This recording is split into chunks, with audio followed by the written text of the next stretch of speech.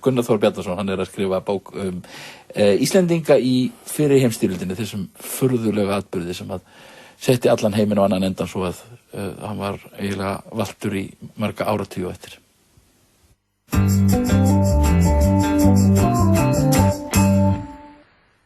Gunnar, bókin fyrir heimsstyrjöldina heitir Þegar siðmenningin fór fjandans til. Þetta er aldrei magnaður titill.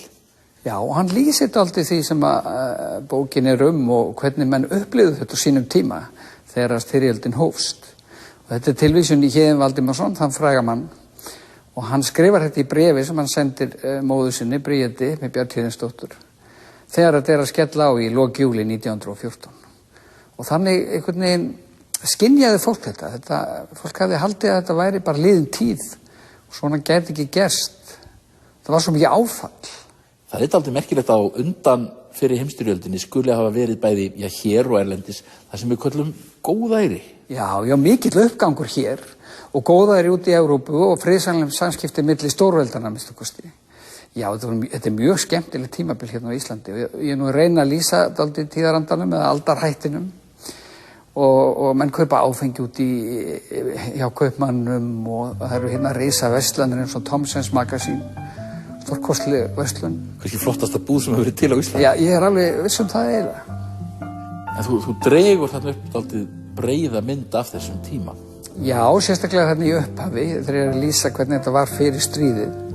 En svo er ég náttúrulega fyrst og fremst að rekja sögu stríðsins af sjónarhóli Íslendinga. Hvernig Íslendingar upplifðu þetta og hvaða áhrif þetta hafði á Ísland sem voru mjög mikil og við höfum held ég vanmetið það. Við höfum dálítið upptekin að skrifa seinni heimsstyrjöldina alltaf.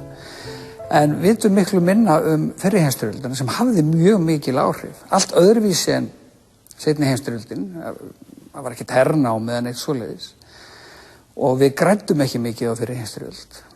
En fólk finnst það ennþá. Stundum þegar ég er að segja fólki hvað ég sé að gera eða var að segja fólki hvað ég var að gera, þá fór fólk strax að tala bragga eða eitthvað svoleiðis.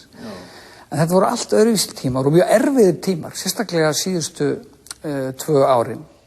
Það var mikill skortur, það var náttúrulega hafnbanns og það voru litlar siglingar. Það var mikill skortur og við vorum algjörlega háð innflutningi á eldsneyti, olíu og kolum og matvælum. Það er ekki þannig, þó þetta séu rúmlega 100 ár síðan að hér hafi verið einhver sjálfsþurftarbúskapur. Meiri hlutin af þeim mat sem við borðum var innflutt. Það var innfluttur og það voru kornmatur og annað þess háttar. Og hvað gerði menn til dæmis til að ráða bóta því að hafa ekki eldsneyti? Já, menn voru til dæmis að grafa mó hérna upp í kringum mér í bara fleiri hundruð manns, sérstaklega 1917, 1918. Og þau ár voru örugglega erfiðustu ári Íslendinga á 20. öld. Þetta var mun meiri og dýpri kreppa heldur en á kreppu árunum, svo kalluðu. En svo var náttúrulega mikill fjöldi af Íslendingum eða mönnum sem voru fæddir á Íslandi sem að börðust í skotgröfunum. Já, það var náttúrulega annað þúsund vestur Íslendingar sem að börðust í stríðinu og langflesti sjálfboðaliðar. Og ég beini svona mest sjónanum að þeim strákum sem eru nýfarnir vestur haf. Eins og Gunnar Richardson sem var búinn að sitja 2 ár í MR og er eitthvað óeirði í honum. Og fer til Kanada og er bara strax komin í herinn og berst síðan á vesturvígstöðunum og lendir í ýmsu og fleiri strákar sem fóru bara sem unglingar eða jafnvel sem fullorðnir menn. Ég segi þetta frá einum sem fór bara hálf 30 og síðan er hann komin í stríðið. Og svo var það Axel Thorsteinsson, sonur þjóðskáldsins Steingríms. Og annar, 2 synir Steingríms sem að börðust í stríðinu, Þórður og svo Axel. En Þórður var fluttur vestur, en Axel er hér og hann einhvern veginn verður fyrir áhrifum af þessari múksefjun eða hann langar bara í stríð og hann nær svona rétt í restina. Hann er kominn á vesturvígstöðurnar í október 1918. Mjög merkilt og hann skrifaði mjög merkilega smásögur reynslu sína í hernum sem ég held að fáir eða enginn les nú til dags. Og hann var svo fréttamaður á Ríkisútvarpinu. Svo var hann landsþekktur sem fréttamaður í áratugi. Íslendingar voru náttúrulega hlutlausir en við vorum á bresku áhrifasvæði.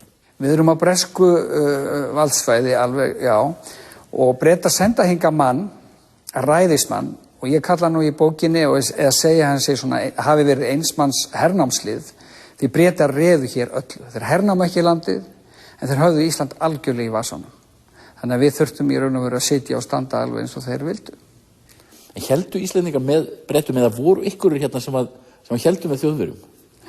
Já, mín niðurstaða er svo að sko, mikill meirihluti landsmanna hafi verið hlynntur Bretum eða bandamönnum, en þú voru hérna mjög svona sterkir eða háværir Þjóðverjavinir, menntamenn, Bjarni frá Vogi og fleiri, sem hrifust af Þýskalandi og þýskri menningu og sögðu að Þjóðverjar hefur verið svo góðu við Íslendinga og skrifað svo mikið fornbókmenntir og rannsaka náttúruna og svona. Og það er dálítið merkilegt að þessir Þjóðverjavinir, það voru oft svona róttækustu þjóðernisinnarnir.